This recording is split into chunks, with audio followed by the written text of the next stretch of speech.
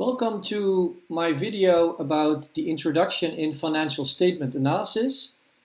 And in this video, we're going to talk specifically about the balance sheet. Now, if we look at the other topics related to financial statement analysis, you can see that we've already had a video about the disclosure of financial information. There was a previous video. This video, we're going to talk about the balance sheet. And of course, in the video that will follow, we are looking at the income statement and the statement of cash flows. Okay, so what we need to understand is that when we look at the balance sheet, we have assets, and the sum of the liabilities and stockholders' equity should be equal to the total assets. Liabilities is related to the right-hand side of the balance sheet, and stockholders' equity is also related to the right-hand side of the balance sheet. And assets is related to the left-hand side of the balance sheet. So in other words, the left-hand side should equal the right-hand side. Let's have a look at the definition of assets, liabilities, and stockholders' equity. Assets is what the company owns, so it means they have ownership over assets in the business. Liabilities is what the company owes, for example, what they need to pay to creditors or banks. And stockholders' equity is the difference between the value of the firm's assets in the balance sheet and its liabilities. In this slide, you can see a picture or presentation of the balance sheet of an organization. What we're looking here at is the left-hand side of the balance sheet. So we're looking at the asset side. Here you can see that the asset side is broken down into current assets, which is equivalent to short-term assets, shorter than a year, and long-term assets, assets that have a maturity more than a year. And in column 2020 and in column 2019, obviously we see the values attached to the current assets and long-term assets. Let's look at the current assets. Current assets are all the assets of a company that are expected to be sold or used as a result of standard business operations over the next year. In other words, current assets is nothing more than cash and other assets that are expected to be converted to cash within the year. They include cash, marketable securities, accounts receivable, inventories, and prepaid liabilities. And the total sum of current assets for this organization is 57 million. Looking at long-term assets, we can see that the company has property, plant, and equipment. It is considered net because it is the book value less depreciation.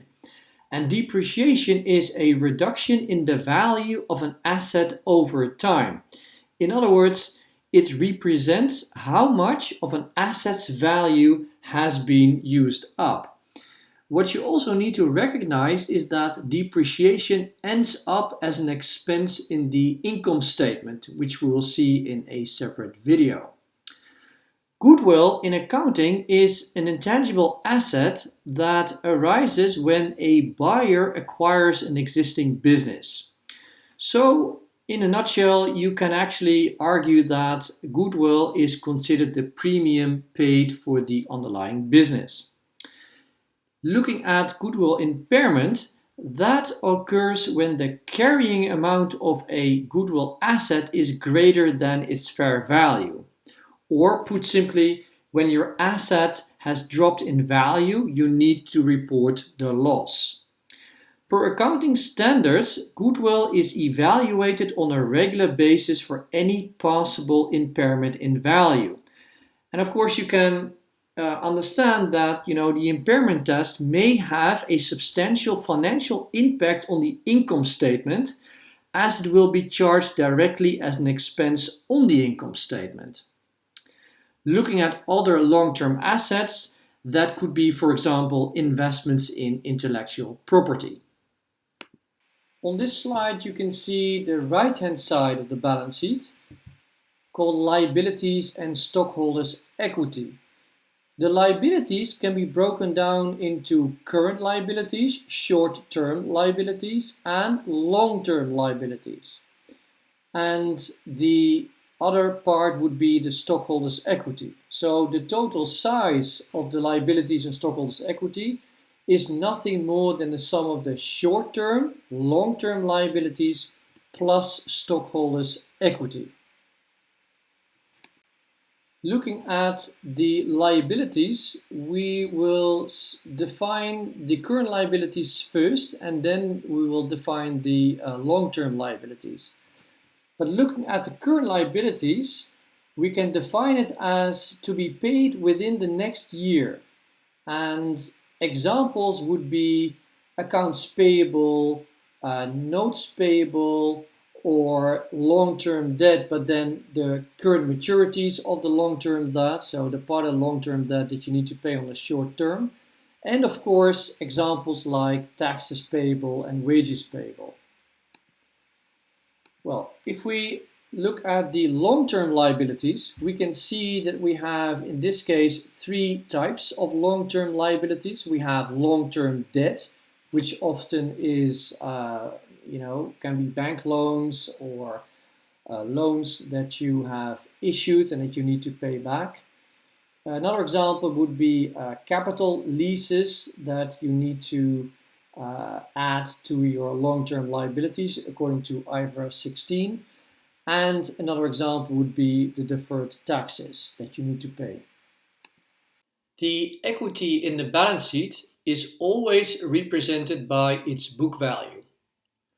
In our case, we have a 22.2 book value of equity, which means that the value of the assets is greater than the value of the liabilities.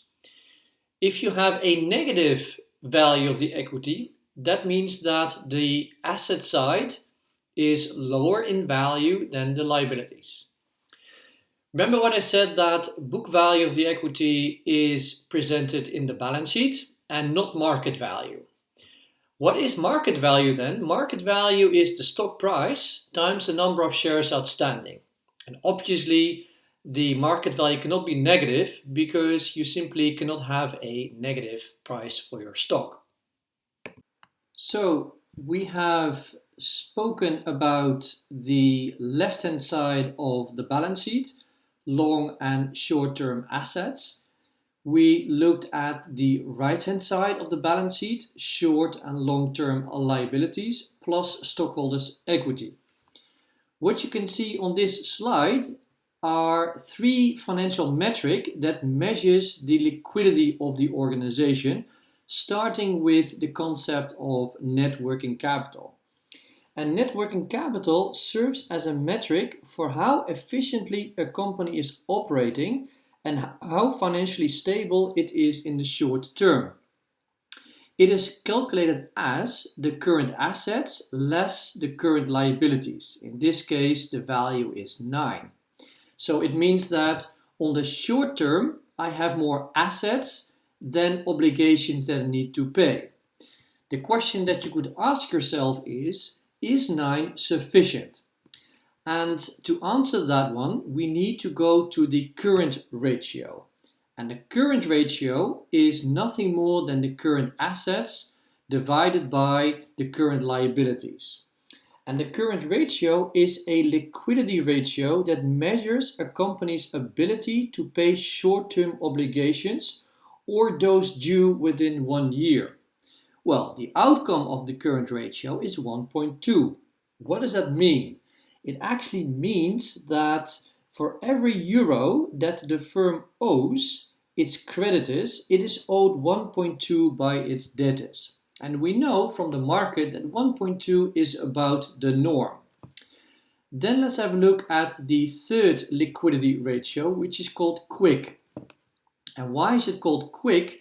Because we only want to include our assets that are easily to sell in the market on the short term. And you can see that the inventories is deducted from the equation, which means that actually we consider inventories as, an asset that is not really that fast to sell, and therefore we exclude the level of inventories from the current assets to calculate the quick ratio. The quick ratio is, for our organization, 0.87. And we know from the market that the norm is actually about 1, which means that given the quick ratio, the company is actually having a value lower than the norm. We now have a look at the financial metric called debt to equity ratio. And debt to equity ratio is measuring a firm's leverage. So when somebody's talking about leverage, he or she actually means the total debt relative to the level of equity. Now, you need to understand that when you include debt in the equation, you're only going to include long and short-term interest-paying debt. So, in other words, debt that you need to pay to the bank. You're not going to include all liabilities, but only interest-paying debt, long and short-term.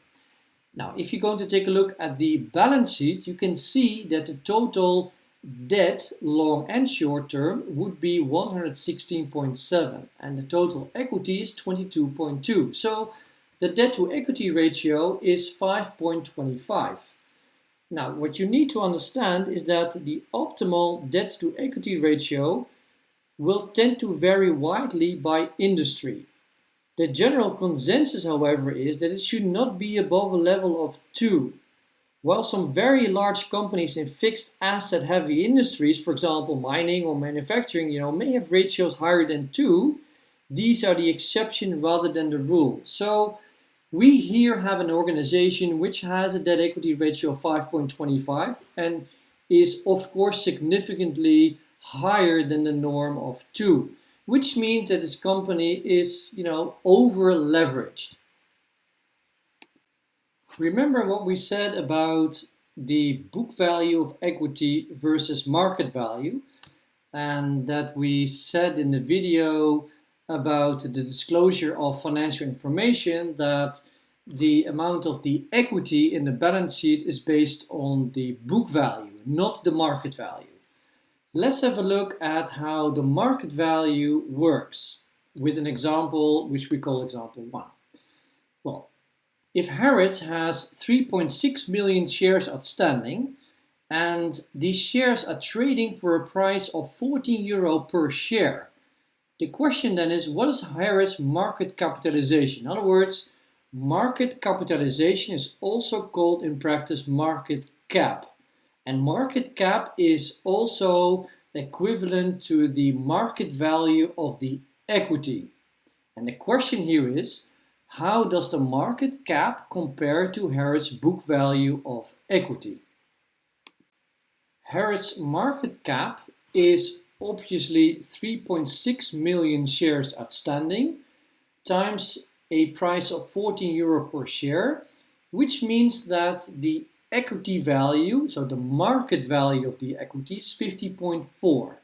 So the ratio of its market value to its book value is nothing more than 50.4 divided by 22.2. And remember that the 22.2 is nothing more than the book value of the equity. So 50.4 divided by 22.2 gives you a ratio market to book of 2.3.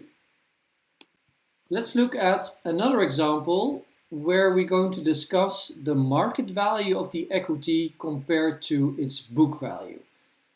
Here we can see that Skype has 5 million shares outstanding and the market price per share is €22.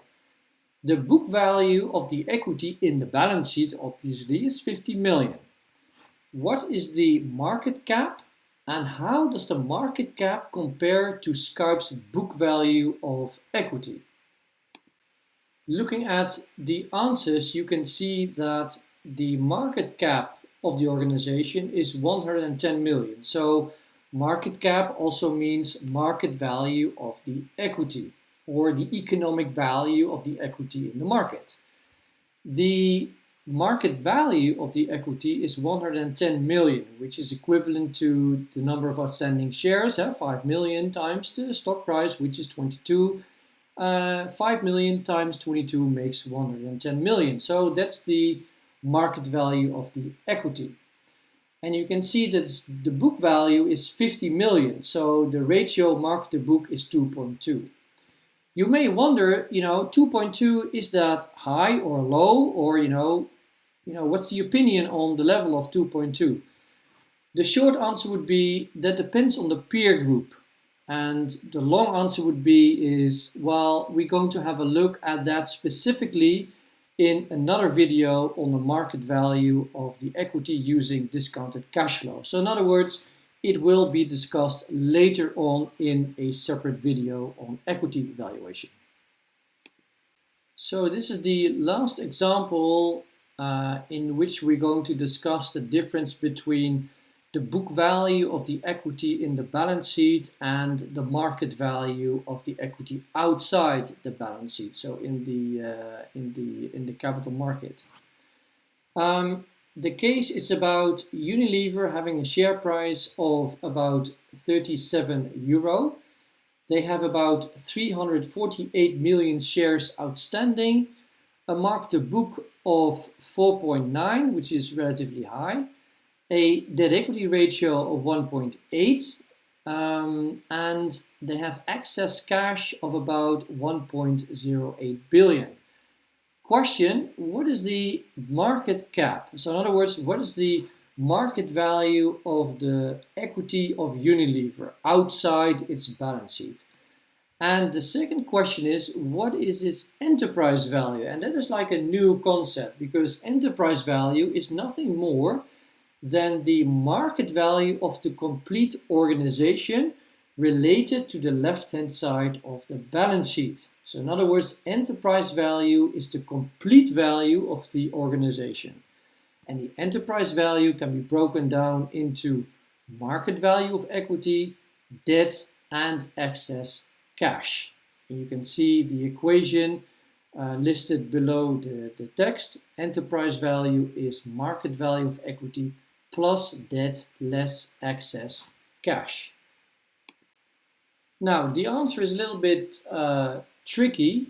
You can see that the market cap of Unilever is nothing more than its stock price times the number of shares outstanding, and then you get like 12.82 billion. So this is the market cap or economic value of the stock in the market, 12.8 billion. What we're going to do then is we're going to divide the market value of the equity by Unilever's market to book, so that we can calculate the Unilever's book value as 12.82 billion divided by 4.93 billion is 2.6 billion. So, in other words, the book value of the equity of Unilever is valued at 2.6 billion. Given the debt equity ratio of 1.8, you can actually derive the level of debt, which is nothing more than 1.8 times 2.6 billion in equity. So, in other words, the level of interest-paying debt of Unilever is 4.68 billion.